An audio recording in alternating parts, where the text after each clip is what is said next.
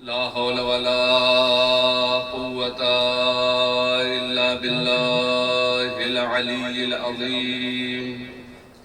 أعوذ بالله من الشيطان الرجيم. بسم الله الرحمن الرحيم. الحمد لله رب العالمين، والعاقبة للمتقين، والجنة للموحدين وللمؤمنين، والنار للعاصين وللكافرين. والحمد لله الذي جعلنا من المتمسكين بولاية علي بن أبي طالب. اللهم صل على محمد وعلى محمد. الصلاة والسلام على أشرف الأنبياء والمرسلين وخاتم النبيين، سيدنا ونبينا وحبيب قلوبنا وطبيب نفوسنا ومولانا ومولى الثقلين، جد الحسن والحسين أبي القاسم محمد. اللهم صل على محمد وعلى محمد وعلى آله الطيبين الطاهرين المعصومين المظلومين، ولعنة الله على أعدائهم أجمعين. أما بعد، فقد قال الله تعالى في القرآن المجيد وهو أصدق القائلين وقوله الحق. بسم الله الرحمن الرحيم. وجعلناهم أئمة يهدون بأمرنا وأوحينا إليهم فعل الخيرات. صلوات محمد وعلى محمد وعلى محمد. عزیزان محترم، برادران عزیز، ماہ مبارک رمضان اپنی برکتیں بکھیر رہا ہے اور تمام عبادت گزاران خداوند ہر طرح سے، جس طرح سے بھی ممکن ہو رہا ہے، اس رحمت کو اپنے دامن میں جگہ دینے کی کوشش کر رہے ہیں. کوئی تلاوت قرآن کریم کے ذریعہ ماہ رمضان کی برکتوں کو سمیٹ رہا ہے، کوئی اپنی عبادتوں کے ذریعہ قیام اللیل کر کے، کوئی صیام النہار کر کے. ہر انسان اس ماہ مبارک رمضان میں چاہتا ہے کہ اپنے آپ کو پروردگار عالم کا ایک نیک بندہ ثابت کر سکے اور ایسا بندہ بن سکے جیسا بندہ اللہ چاہتا ہے. اور اس ماہ رمضان المبارک کا مقصد بھی یہی ہے کہ ہم اپنے آپ کو ویسا بنا لیں جیسا پروردگار عالم چاہتا ہے. نہیں تو آپ نے خود پڑھا بھی ہے، دیکھا بھی ہے، جانتے بھی ہیں کہ کیا یہ روزہ صرف اپنے آپ کو مبتلاۃ صوم سے روک لینے کا نام ہے؟ کیا کھانا نہ کھانے کا نام روزہ ہے؟ کیا پانی نہ پینے کا نام روزہ ہے؟ نہیں، بلکہ اپنے آپ کو ہر اس چیز سے روکنا ہے جس سے خداوند عالم نے منع کیا ہے، جس سے خداوند عالم سے انسان دور ہوتا ہے، جس سے بندہ مقصوب الہی قرار پاتا ہے. اور ہمیں ہر اس چیز کے قریب جانا ہے، ہر اس عمل کو انجام دینا ہے جس سے پروردگار عالم راضی اور خوشنود ہوتا ہے. الحمدللہ آپ تمام حضرات نے تلاوت قرآن بھی کی ہے، وہ بھی حالت صوم میں، اور اس ماہ مبارک رمضان میں تلاوت قرآن کریم کا ثواب، اس کی تلاوت کا ثواب، اس کے پڑھنے کا ثواب، اس کے سننے کا ثواب آپ بہتر جانتے ہیں۔ صادق آل محمد فرماتے ہیں کہ ماہ مبارک رمضان میں ایک آیت قرآن مجید کی تلاوت کرنے کا ثواب دوسرے دنوں میں ختم قرآن کرنے کے برابر کا ثواب حاصل ہوتا ہے۔ تو ابھی آپ نے قرآن صامت کی تلاوت کی ہے، اب میں کچھ جملے آپ حضرات کے سامنے قرآن ناطق کے اور اس کی تلاوت، قرآن ناطق کی تلاوت کرنا چاہتا ہوں، اس لیے کہ قرآن ناطق کا بھی پڑھنا ثواب ہے، سننا ثواب ہے۔ عزیزان محترم، میں نے آپ حضرات کے سامنے خداوند عالم کی باقی اور لم یزل کتاب، قیامت تک زندہ اور موجز نما کتاب، جسے اللہ تعالیٰ نے اپنے نبی پر حجت بنا کر نازل کیا مخالفین کے لیے کہ اگر ہے کوئی ایسی کتاب تو اس کے مقابل کا ایک سورہ لا کر دکھاؤ، اگر سورہ نہیں لا سکتے تو ایک آیت ہی لا کر دکھاؤ۔ لیکن عقل انسان حیرت میں پڑ گئی اور عاجز ہو گئی، مگر قرآن تو دور، سورہ تو دور، اس کی کوئی ایک آیت کا جواب نہیں لا سکا۔ کیوں؟ اس لیے کہ یہ اگر بندے کا کلام ہوتا تو اس کا جواب لانا ممکن تھا، یہ تو کلام اللہ ہے، اب اللہ کے کلام کا کوئی جواب کیا لا سکتا ہے؟ تو عزیزان محترم، یہی چلتے چلتے مجھے ایک جملہ کہنے دیجئے کہ جب انسان کلام اللہ کا جواب نہیں لا سکتا تو ولی اللہ کا کیا جواب لائے گا؟ عزیزان محترم، تو پروردگار عالم اپنی اسی کتاب میں ارشاد فرما رہا ہے۔ میں نے آپ حضرات کے سامنے سورہ انبیاء سے جس آیت کے پڑھنے کا شرف حاصل کیا، اس میں پروردگار عالم ارشاد فرما رہا ہے وَجَعَلْنَاهُمْ أَئِمَّةً يَهْدُونَ بِأَمْرِنَا وَأَوْحَيْنَا إِلَيْهِمْ فِعْلَ الْخَيْرَاتِ وَإِقَامِ الصَّلَاةِ وَإِيتَاءِ الزَّكَاةِ وَكَانُوا لَنَا عَابِدِينَ۔ آپ حضرات نے اس آیت کے ترجمے کو بھی پڑھا ہوگا، اس کے معنی و مفاہیم سے بھی آگہی ہوگی، لیکن صرف ثواباً عرض کرنا ہے، اس لیے کہ اس ماہ مبارک رمضان میں ہم اور آپ سب کی یہ کوشش ہے کہ زیادہ سے زیادہ ثواب حاصل کیا جا سکے۔ عزیزان محترم، جس طریقے سے اللہ کی قرآن کی تلاوت کرنا ثواب ہے، اس کی عبادت کرنا ثواب ہے، اسی طریقے سے ذکر محمد والے محمد کرنا ثواب ہے۔ اسی طرح سے ہم اور آپ روزے کی حالت میں یہاں جمع ہوئے ہیں، اور عزیزان محترم میں تو ایک جملہ اور بھی کہہ دوں کہ اگر نماز پڑھنا نور ہے، روزہ رکھنا نور ہے، اور روزے کی حالت میں ذکر آل محمد کرنا اور سننا یہ نور علی نور ہے۔ لائق داد و تحسین ہے آپ کے روزے کی حالت میں جب انسان سے چند لمحے بیٹھنا بھی، فارغ بیٹھنا بھی اس کے لیے فارغ بیٹھنا بھی اس سے بیٹھا نہیں جاتا، اس سے احساس بھوک اور پیاس ہونے لگتا، اس حالت میں آپ ذکر محمد و آل محمد سن رہے ہیں اور پڑھ رہے ہیں۔ عزیزان محترم، آپ لائق داد و تحسین ہیں، یہاں آپ اگر آل محمد کے لیے ان کے ذکر سننے اور کرنے کے لیے چند لمحے کی بھوک و پیاس کا احساس کریں گے اور اس بھوک و پیاس کو برداشت کریں گے تو یقیناً جس کا ذکر آپ سن رہے ہیں کل حوض کوثر پہ وہی اپنے ہاتھ سے جام کوثر سے سیراب کر رہا ہے۔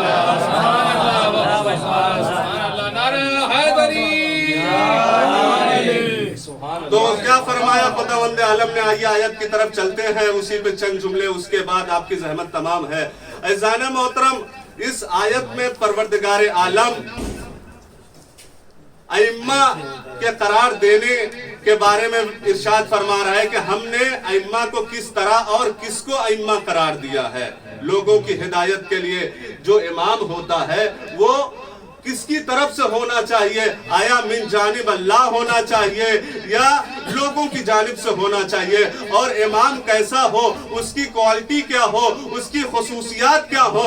عزیزو، ہر کوئی ایرا غیرہ امام تھوڑی ہو سکتا ہے، اور ہمارا یہ عقیدہ بھی نہیں ہے، ہم کسی ایسے کو امام جماعت نہیں بناتے جو فاسق و فاجر ہو، ارے جس کے ہاتھ میں دنیا و آخرت کا اختیار ہو، جو ہمارا دین و دنیا کا مالک ہو، کیا ہم اسے اپنا امام بنا سکتے ہیں جو فاسق ہو؟ عزیزوں، یہ اوروں کا عقیدہ ہے کہ اگر شرابی بھی ہو آگے آ جائے، کھڑا ہو جائے، اس کے پیچھے نماز پڑھ لو۔ جب ہم دنیا میں 1-2 رکعت کی نماز کسی فاسق و فاجر اور شرابی کے پیچھے نہیں پڑھ سکتے، اس کو اپنا امام نہیں بنا سکتے، تو جو ہمارا دنیا کا بھی امام ہے، آخرت کا بھی امام ہے، وہ کیسا ہونا چاہیے؟ ایک سلوات پڑھے محمد والے محمد۔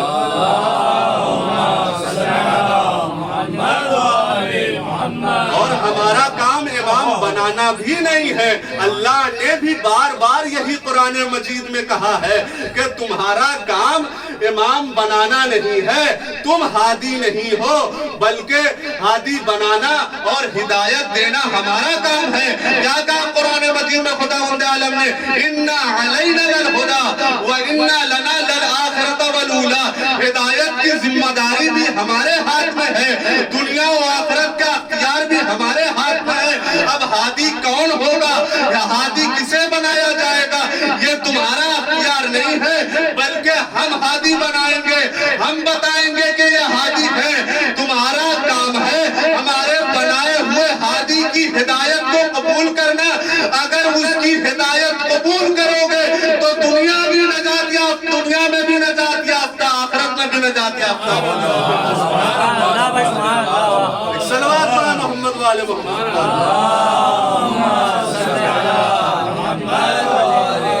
تو خداوند عالم ارشاد فرما وَجَعَلْنَاهُمْ أَئِمَّةً، ہم نے ائمہ قرار دیے ہیں۔ اللہ یہ کہہ کے ارشاد فرما رہا ہے، ہم کہہ کے مخاطب کر رہا ہے بندوں کو کہ ہم نے ائمہ قرار دیا، یعنی امام بنانے کا اختیار، ہادی بنانے کا اختیار، خلیفہ اور رہبر بنانے کا اختیار صرف اور صرف میرا ہے، کسی اور کا نہیں ہے۔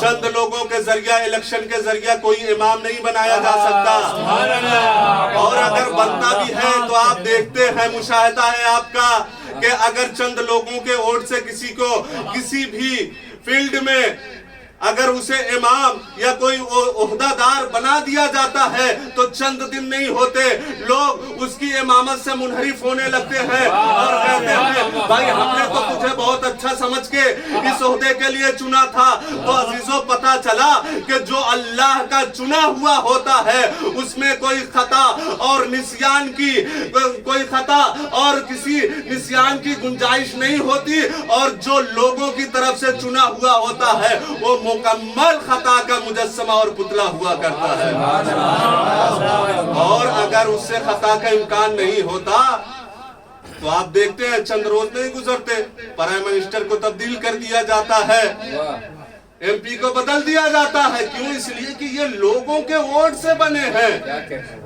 عزیزو اللہ نے جسے بنایا ہے اسے معصوم بنایا ہے، پہلے اسے عصمت عطا کی ہے، بعد میں اسے امامت عطا کی ہے تاکہ اس سے کبھی کسی خطا کا امکان نہ ہو۔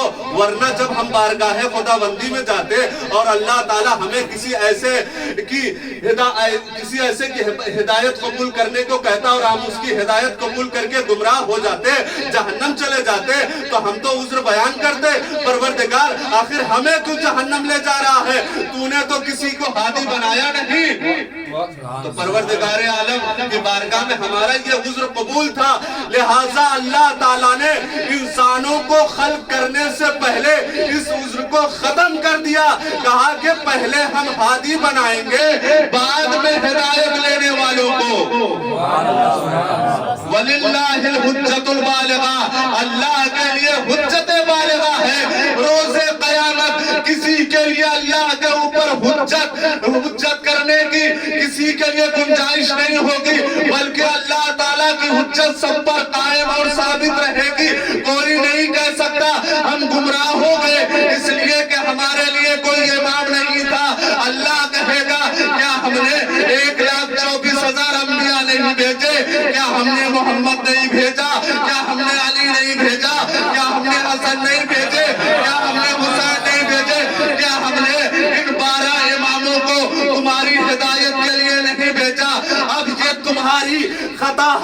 اب یہ تمہاری کوتاہی ہے کہ تم نے ان کی ہدایت کو قبول نہیں کیا، اب جاؤ جہنم میں۔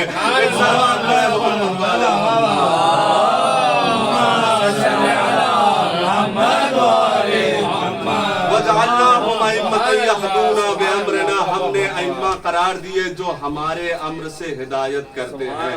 تو ائمہ کی ایک خصوصیت یہ بھی ہے کہ وہ اللہ کے امر سے ہدایت کرتا ہے۔ اللہ جو بھی اسے حکم دیتا ہے اس کی طرف بندوں کو بلاتا ہے، اپنی مرضی سے کسی راستے پر نہیں بلاتا، بلکہ جو اللہ کا راستہ ہے، جو اللہ تک راستہ پہنچاتا ہے، اس راستے کی طرف ہدایت کرتا ہے۔ جو راستہ نجات کا ہے اس کی طرف لوگوں کو بلاتا ہے۔ وَأَوْحَيْنَا إِلَيْهِمْ فِعْلَ الْخَيْرَاتِ، اور ہم نے ان اماموں کی طرف خیر کے فعلوں کی، خیر کے راستوں کی ہم نے اسے وحی کی ہے۔ وَأَوْحَيْنَا إِلَيْهِمْ فِعْلَ الْخَيْرَاتِ، فعل خیر کی ہم نے اس کی طرف وحی کی۔ وَإِقَامَ الصَّلَاةِ، اور ہم نے اسے اقام صلاۃ کی وحی کی، جو نماز کو قائم کرتا ہے۔ وَإِيتَاءِ الزَّكَاةِ، اور جو زکوٰۃ ادا کرتا ہے۔ وَكَانُوا لَنَا عَابِدِينَ، اور زکوٰۃ وہ بھی کس حالت میں، کیا ہم گھر پہ رکھی ہوئی گیہوں اور جو کی زکوٰۃ دیتا ہے؟ نہیں، کس حالت میں زکوٰۃ ادا کر رہا ہے؟ وَكَانُوا لَنَا عَابِدِينَ، وہ زکوٰۃ ادا کرتا ہے مگر اس حالت میں کہ وہ حالت عبادت میں ہوا کرتا ہے۔ نہیں، شاید آپ نے غور نہیں کیا، یہ قرآن مجید کس کی طرف اشارہ کر رہا ہے؟ کس نے اس حالت میں زکوٰۃ ادا کی کہ وہ حالت عبادت میں تھا۔ آئیے میں آیت پڑھ دیتا ہوں، پروردگار عالم کیا فرما رہا ہے کہ ہم نے، پروردگار عالم کیا فرما رہا ہے قرآن مجید میں کہ جب ایک سائل نے آ کر مسجد نبوی میں یہ سوال کیا کہ ہے کوئی جو اللہ کی راہ میں مجھے کچھ عطا کر سکے؟ ہے کوئی جو مجھے اللہ کی راہ میں کچھ عطا کر سکے؟ تو کسی نے بھی اسے کچھ ادا نہیں کیا، کچھ عطا نہیں کیا۔ جب اس نے دیکھا کہ کوئی نہیں ہے جو مجھے کچھ عطا کرے، ایک مرتبہ اس نے اپنے سر کو اٹھایا اور آسمان کی طرف بلند کر کے کہتا ہے، پروردگار تو گواہ رہنا، میں تیری بارگاہ سے خالی ہاتھ جا رہا ہوں۔ میں نے سوال کیا تھا، دستے سوال بلند کیا تھا، مگر کسی نے میری جھولی کو پر نہیں کیا۔ عزیزان محترم، ادھر ابھی اس کی یہ دعا ختم نہیں ہوئی تھی کہ کوئی اور نہیں بلکہ امام المتقین علی ابن ابی طالب غالب علی کل غالب نے حالت عبادت میں، رکوع کی حالت میں اپنے ہاتھ کو بلند کیا، ہاتھ کی انگلی سے اشارہ کیا اور حالت رکوع میں اسے زکوٰۃ عطا کی۔ تو اللہ نے امام کی صفت بیان کی ہے کہ امام وہ ہوتا ہے جسے پہلے امام ہم نے قرار دیا ہو اور وہ ہمارے امر سے ہدایت کرتا ہو اور ہم نے اسے فعل خیر کی طرف وحی کی ہو، وہ نماز بھی قائم کرتا ہو، زکوٰۃ بھی ادا کرتا ہو، لیکن حالت رکوع میں۔ عزیزو، کیا ہے کوئی کائنات میں جو علی کے علاوہ حالت رکوع میں زکوٰۃ بھی ادا کرے اور اس کی نماز بھی صحیح ہو؟ عزیزو دیکھیں، کچھ چیزیں ایسی ہیں کہ اگر اسے نماز میں انجام دیا جائے تو اس سے نماز باطل ہو جاتی ہے۔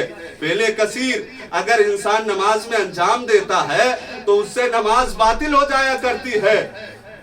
اگر نماز کی حالت میں ذرا سا کسی کو انگلی سے اشارہ کر دے تو یہ فعل کثیر میں نہیں آتا ہے، لیکن اگر اس سے کوئی بڑا فعل سرزد ہو جائے جس سے عقلاء یہ کہیں کہ یہ فعل کثیر ہے تو اس سے نماز باطل ہو جاتی ہے اور اس کو نماز دوبارہ پڑھنی پڑتی ہے۔ لیکن عزیزو، کسی نے بھی نہیں لکھا کہ جو مولا کائنات نے حالت رکوع میں یہ زکوٰۃ ادا کی تھی تو علی کا یہ فعل کثیر تھا اور علی کے اس فعل سے علی کی نماز میں کوئی خلل واقع ہوا ہو۔ کیوں؟ جب پوچھا گیا علماء فقہ سے آخر کیا وجہ ہے اگر ہم اسے حالت رکوع میں علی کی زکوٰۃ دینے کو فعل کثیر شمار کر لے تو اس سے تو علی کی نماز میں خلل واقع ہونا چاہیے تھا، نماز کو ختم ہو جانا چاہیے تھا، لیکن ہم نے دیکھا نماز کو ختم ہونا تو دور بلکہ اللہ علی کی نماز کی تائید کر رہا ہے اور علی کو تمغہ بھی عطا کر رہا ہے کہ علی وہ ہے جس نے حالت رکوع میں زکوٰۃ عطا کی۔ تو جواب دینے والوں نے جواب دیا کہ یہ ہماری اور آپ کی نماز ہے کہ اگر ہم سے نماز میں فعل کثیر سرزد ہو تو نماز باطل ہو جاتی ہے۔ علی خود مجسمہ صلاۃ ہے۔ ایک صلوات پڑھے محمد وآل محمد۔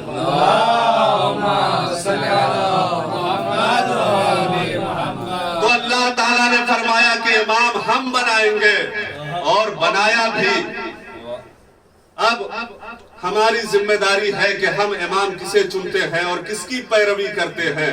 اپنا اپنا نصیب ہے، کوئی معصوم کو اپنا امام مانتا ہے، کوئی غیر معصوم کو اپنا امام اور خلیفہ مانتا ہے، لیکن اللہ نے اسی آیت کے مثل ایک جگہ اور ارشاد فرمایا ہے انی جاعلک للناس اماما۔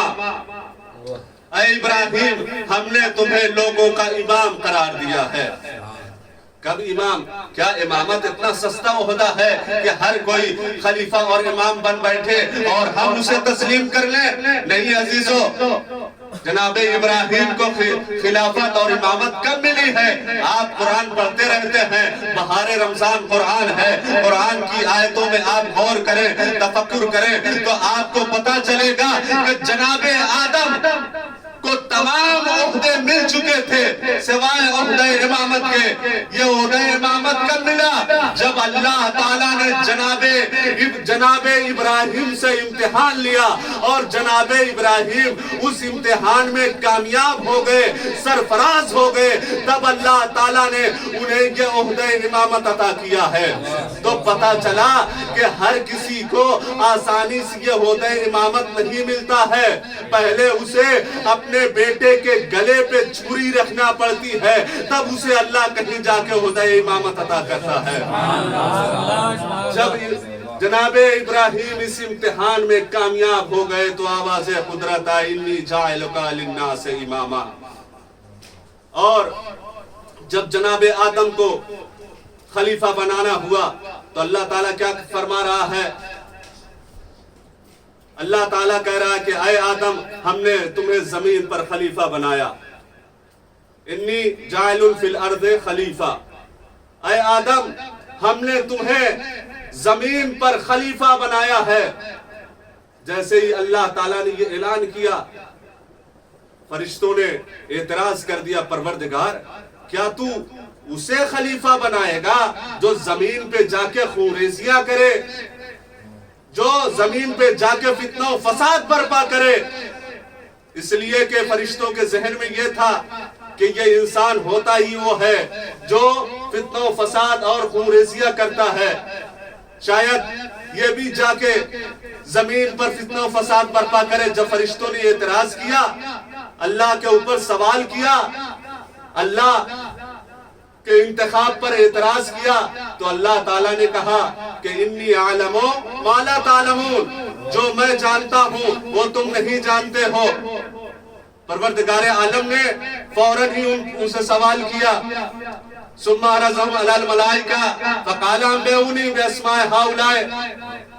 اگر تمہارے اندر بھی یہ خواہش ہے کہ تم اس عہدہ امامت کے لائق اپنے آپ کو سمجھتے ہو تو ثابت کرو، ان اسماء کے نام بتاؤ، ان اسماء کو بتاؤ جو تمہارے اوپر میں نے عرض کیے ہیں، جو تمہارے سامنے پیش کیے، تم بتاؤ یہ کون ہے۔ تو انہوں نے کہا پروردگار مجھے تو اتنا ہی علم ہے جتنا تو نے عطا کیا ہے، اس کے علاوہ ہم کچھ نہیں جانتے۔ تو عزیزان محترم مجھے کہنے دیجئے، جب اللہ کے معصوم فرشتے انسانوں کی ہدایت کے لیے، جب اللہ کے معصوم فرشتے اللہ کے بارگاہ میں اپنے آپ کو انسانوں کی ہدایت کے لیے، امامت کے عہدے کے لیے اپنے آپ کو امام قرار نہیں دے سکتے، اس لیے کہ اللہ تعالیٰ نے آدم کو جو علم عطا کیا وہ فرشتوں کو عطا نہیں کیا۔ وہ انسان جو 40 برس تک سورہ بقرہ نہ یاد کر سکے، جو ہر منزل پہ یہ کہتا ہوا نظر آئے کہ اگر علی نہ ہوتے تو میں ہلاک ہو جاتا، وہ ہمارا امام اور خلیفہ کیسے ہو سکتا ہے؟ صلوات پڑھے محمد والے محمد پر۔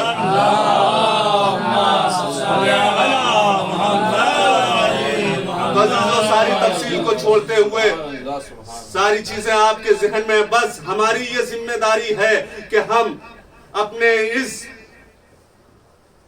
عقیدہ امامت و ولایت کو ہر جگہ نشر کرتے رہیں اور اسے بیان کرتے رہیں، اپنی نسلوں تک پہنچاتے رہیں، اس لیے کہ 1400 سال ہو گئے، آج بھی دنیا ہم سے یہ سوال کرتی ہے آخر آپ انہیں امام مانتے کیوں ہیں؟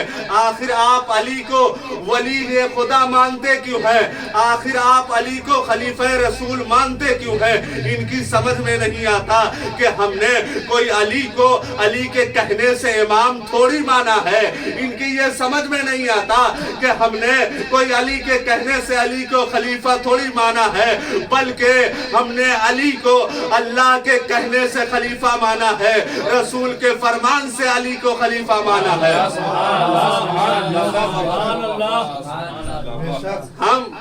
یہ ہماری انا اور غرور کا مسئلہ نہیں ہے۔ اگر اللہ کسی اور کو غدیر کے میدان میں پہچنوا دیتا، رسول کسی اور کو اپنے ہاتھوں پہ بلند کر کے فرما دیتے تو ہم اسے اپنا امام اور خلیفہ مان لیتے۔ بھائی ہم کیا کریں، یہ اپنا اپنا مقدر ہے۔ علی کو غدیر میں رسول نے بلند کر کے فرما دیا کہ میں نے مومنین کے لیے علی کو مولا قرار دیا، تو اب جو مومن ہوگا وہ علی کو اپنا مولا مانے گا۔ ہم نے تو اپنا مولا اللہ اور رسول کے فرمان سے میدان میں لیا، وہ اپنی قسمت پہ روئے جنہوں نے اپنا خلیفہ اور اپنا رہبر اور اپنا امام سقیفہ کی بند کوٹھریوں سے لیا ہے۔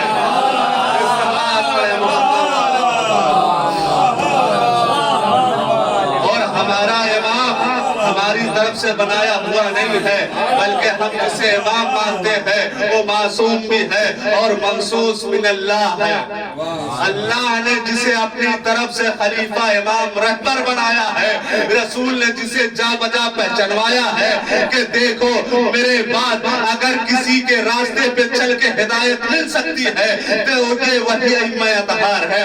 اگر تم ان کی سیرت پہ چلو گے، ان کے بتائے ہوئے راستے پہ چلو گے تو حوض کوثر پہ مجھ تک پہنچ جاؤ گے۔ لن یفترق بعدی، میرے بعد کبھی گمراہ نہیں ہوگے، اور میں یہ جو قرآن تم میں چھوڑے جا رہا ہوں، یا ائمہ تم میں چھوڑے جا رہا ہوں، یا اہل بیت تم میں چھوڑے جا رہا ہوں، ان میں ایسی نسبت ہے کہ یہ ایک دوسرے سے کبھی جدا نہیں ہو سکیں گے اور تمہیں مجھ تک پہنچا دیں گے۔ جب تم مجھ تک پہنچ جاؤ گے تو خدا تک پہنچ جاؤ گے۔ عزیزان محترم، الحمدللہ خدا کا شکر ہے کہ ہم اسی راستے پہ قائم و دائم ہے اور گامزن ہیں۔ پروردگار عالم کی بارگاہ میں ہماری ہر لمحہ یہی دعا بھی ہونی چاہیے کہ پروردگار حالت صوم میں تیری بارگاہ میں دعا کرتے ہیں کہ جب تک ہماری حیات کا ایک لحظہ بھی باقی رہے ہم سیرت اہل بیت پر، ان کی محبت اور ولایت پہ قائم و دائم رہیں، ہماری نسلیں بھی محمد والے محمد کی ولایت و محبت پہ قائم و دائم رہیں۔ الحمدللہ یہ ہمارا ترہ امتیاز ہے۔ کائنات میں کوئی اور نہیں ہے، کوئی اور قوم نہیں ہے جس کا امام اور خلیفہ تا روز قیامت قائم و دائم رہے۔ یہ ہمارا فخر ہے کہ آج ہم فخر سے یہ کہہ سکتے ہیں آج بھی ہمارا امام پردہ غیب میں قائم ہے۔ وہ دعویٰ کرتے ہمارے پاس بھی ائمہ ہے، ائمہ خدا ہیں، لیکن وہ 6 تک پہلے دوسرے تیسرے چوتھے پانچویں تک جا کے اٹک جاتے ہیں۔ وہاں کے بعد اگر ان سے کہو کہ اپنی فہرست امامت کو مکمل کرو تو مکمل نہیں کر سکتے ہیں، اور ہم پر یہ اعتراض کرتے ہیں کہ یہ تو اسے امام مانتے ہیں جو غائب ہے۔ آخر غائب کو امام ماننے کا کیا فائدہ ہے؟ کیا کوئی غیب میں رہ کے کسی کی ہدایت کر سکتا ہے؟ لیکن عزیزو، آپ کے مزاج کا یہیں پہ جملہ دے دوں، عجیب بات ہے، عجیب بات ہے عزیزو، یہ ہم پر اعتراض کرتے ہیں کہ یہ ان کا امام ہے جو غیب میں رہ کے ان کی ہدایت کرتا ہے، ان کو اس امام کی ہدایت بھی پہنچتی ہے۔ ہم کہتے ہیں ہاں ہمارا امام غائب ہے اور غیب میں رہ کے ہماری ہدایت کرتا ہے، اس کی ہدایت ہم تک پہنچتی، آخری جملہ ہے عزیزو۔ لیکن جب ان کو ہمارے امام کی غیبت کا احساس نہیں ہوتا، یا ہمارے امام کی غیبت کے ایک طرح سے مذاق اڑاتے ہیں، یہ کیسا امام ہے جو غیب میں ہے اور ان کی ہدایت بھی کر رہا ہے۔ لیکن جب انہی سے سوال کیا جائے اچھا یہ بتاؤ کیا شیطان زندہ ہے یا نہیں ہے، تو بڑے فخر سے کہتے ہیں ہاں شیطان زندہ ہے۔ اور ہم جب ان سے سوال کرتے ہیں یہ بتاؤ کیا شیطان زندہ ہے تو وہ دکھائی دیتا ہے یا نہیں، کہتے ہیں نہیں شیطان زندہ ہے مگر غائب ہے۔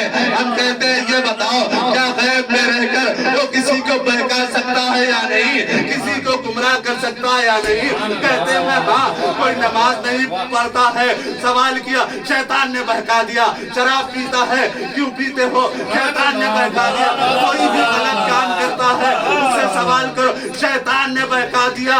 عزیزو، ان کے عقیدے میں شیطان کی غیبت یہ ہے کہ شیطان غیبت میں رہ کے کسی کو گمراہ کرتا ہے اور وہ ہو بھی جاتا ہے، تو یہ تو اب اپنی قسمت کی بات ہے۔ کسی کو اپنے امام کی غیبت پہ یقین ہے کہ جو غیب میں رہ کے ہدایت کرتا ہے تو ہم ہدایت یافتہ ہو جاتے ہیں۔ کسی کو اپنے امام کی غیبت کا یقین ہے، کسی کو شیطان کی غیبت کا یقین ہے۔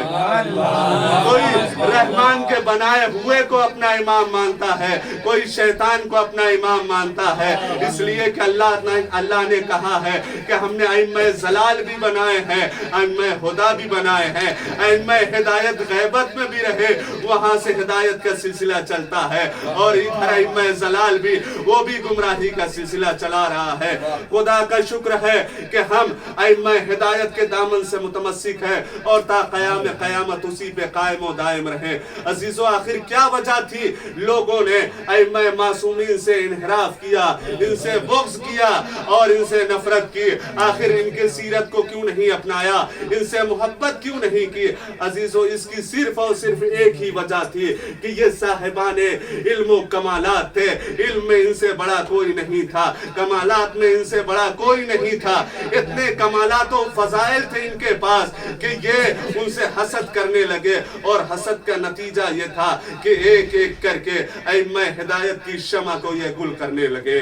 عزیزو، یہی وجہ تھی کہ جب کربلا کے میدان میں لوگ امام حسین علیہ السلام کے قتل کے در پر ہوئے اور چاہتے ہیں کہ شمع ہدایت کو بجھا دیا جائے، ہدایت کے نور کو خاموش کر دیا جائے، تو امام وقت نے، امام حسین نے ان سے بس ایک ہی سوال کیا تھا، آخر یہ بتاؤ کہ تم ہمیں قتل کیوں کر رہے ہو؟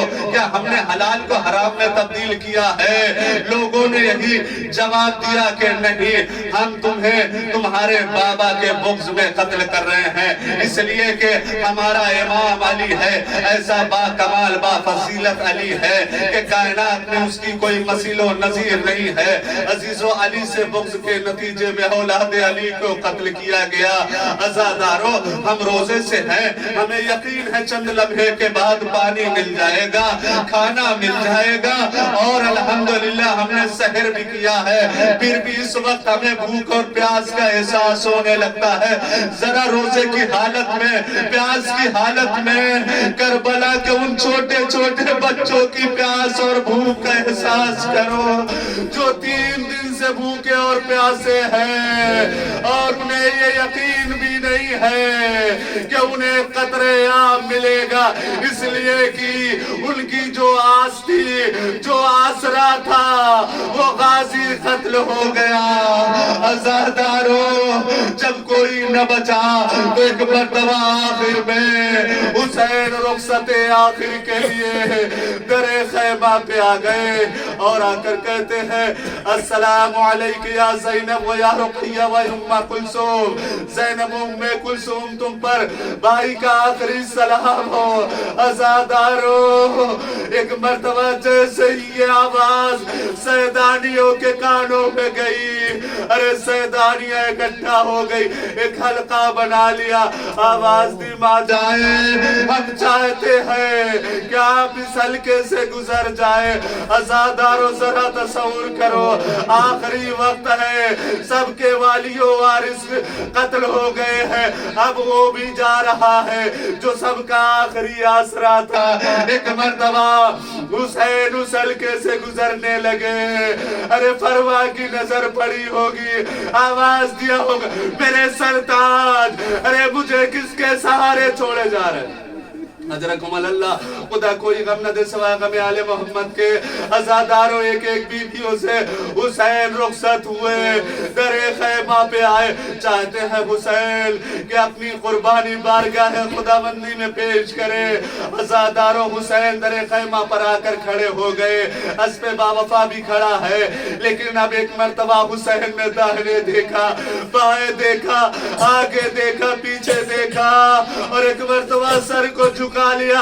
شاید حسین کچھ سوچ رہے ہو کہ اس سے پہلے جب کبھی حسین اپنی سواری پہ سوار ہونا چاہتا تھا تو ایک طرف سے عباس سہارا دیتے تھے، علی اکبر بازو تھام لیتے تھے، آئے رے حسین کی غربات، کوئی لجام فرض بھی تھامنے والا نہیں۔ در خیمہ سے زینب یہ منظر دیکھ رہی، بھیا حسین غم نہ کر، اگر عباس و علی اکبر نہیں تو کیا ہوا، ابھی یہ بہن زینب ہے۔